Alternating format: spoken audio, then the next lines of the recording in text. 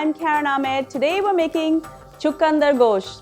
This is a recipe I have made before on my channel, but this time I'm going to make it in the Instant Pot using the pressure cooker technology to cook this much faster. Instead of spending time roasting my beets, I'm actually going to steam it right in my Instant Pot, and then I'm also going to cook my mutton together with the beets right in the same pot. Before I go any further with this recipe, do make sure you subscribe to my channel and ring that bell so you're notified every time I upload a new video. Now let's get started. Chukander means beets, and in this dish, beets are the star of the show. To prepare the beets, I'm going to cut off the stems, but I'm going to leave about a centimeter or so intact.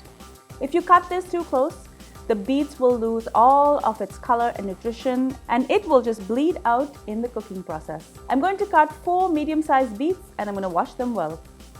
Typically, I cover my beets in foil and roast them in a hot oven for 45 minutes, but in this instant pressure cooker, I'm going to cook these for 20 minutes.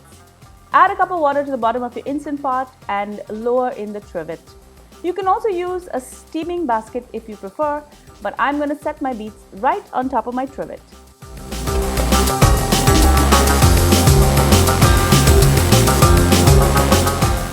I'm going to cover this and I'm going to set this to sealing.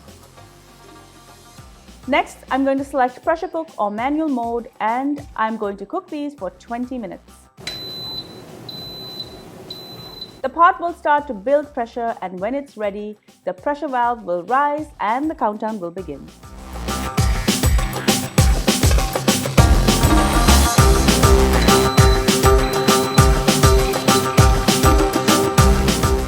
Once done, I'm going to protect my camera with a tea towel, and I'm going to force the steam to escape. These beets are perfectly done. I'm going to allow them to cool.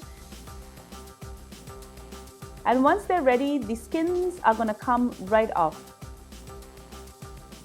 You can take the skins off using a kitchen towel, or if you don't care about staining your hands like me, just yank at the skin until it comes right off.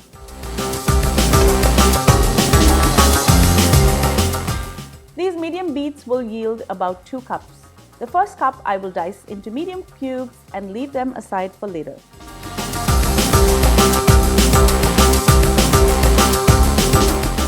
The second cup's worth I'm going to roughly chop, and I'm going to throw this into my food processor with a 1/4 cup of water, and I'm just going to puree this. I'm going to keep this aside as well. I've rinsed and dried off the inner pot of my Instant Pot, and I'm going to set this now to saute mode. Add 1 tablespoon of oil and ghee or clarified butter, and just allow it to melt.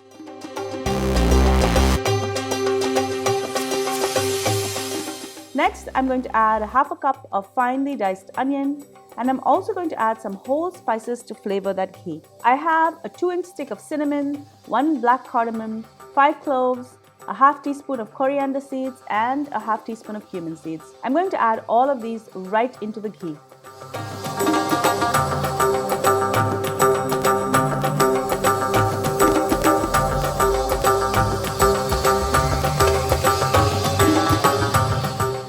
Now that the onions have some color, I'm going to add 1 cup of diced tomatoes. Add a teaspoon of salt, a teaspoon of red chili powder, a teaspoon of cumin powder, and I'm also going to add 1/2 teaspoon of turmeric. Give this a really good mix.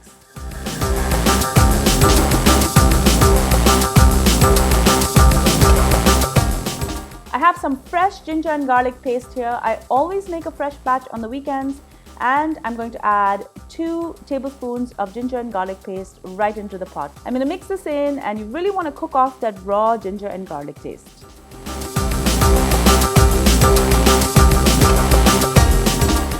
I'm going to move all of the gravy paste to the side, and I'm going to add 2 tablespoons more of ghee, as we now want to saute the meat as well. This is one of the things I love about my 8-quart Instant Pot. There is plenty of surface area. If you have a smaller Instant Pot, or you're planning to make a larger batch, or even if you're cooking this in a regular pot, you can just remove the gravy and the masala just to give the lamb or mutton more room. I have 2 pounds of lamb meat here. I'm now going to lay these pieces down so they get some color. Lamb is sheep that is under 2 years old. If it's older than 2 years, it's considered mutton. Either will work well in this recipe, and you can also make this with goat.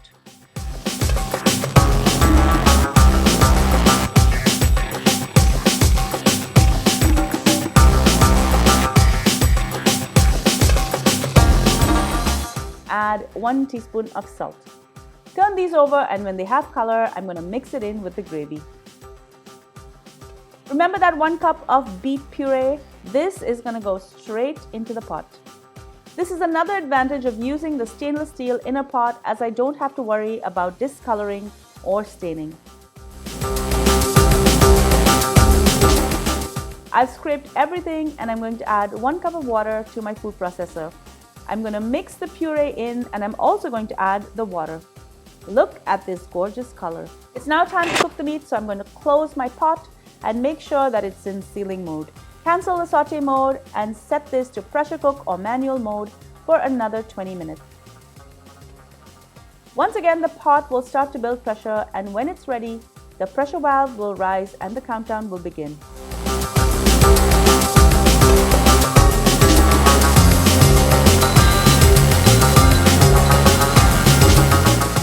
Once done, I'm going to release the steam. And when the valve drops, it's good to open.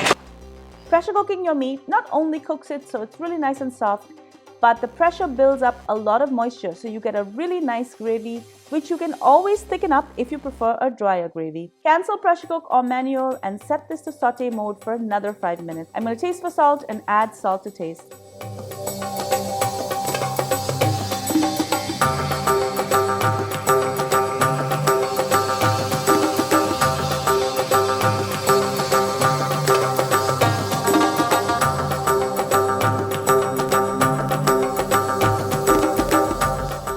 Finally, I'm going to add the diced beets in and just give this a minute, and it's ready to serve.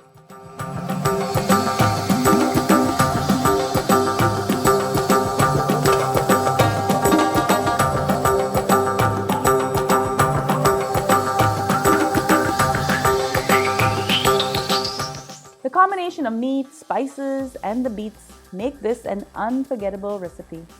Enjoy.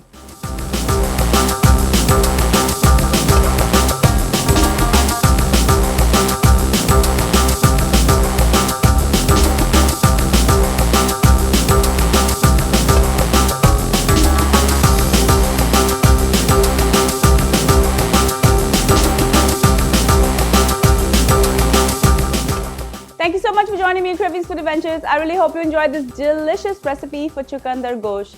Please make sure to share my channel with your family and friends. Make sure that you're subscribed and that you've rung the bell so you're notified every time I upload a new video. Also, be sure to follow me behind the scenes on all of my social channels. I'm on Facebook, Instagram, Pinterest, and Twitter. Until I see you next time, do take care and happy eating. Bye. Blah.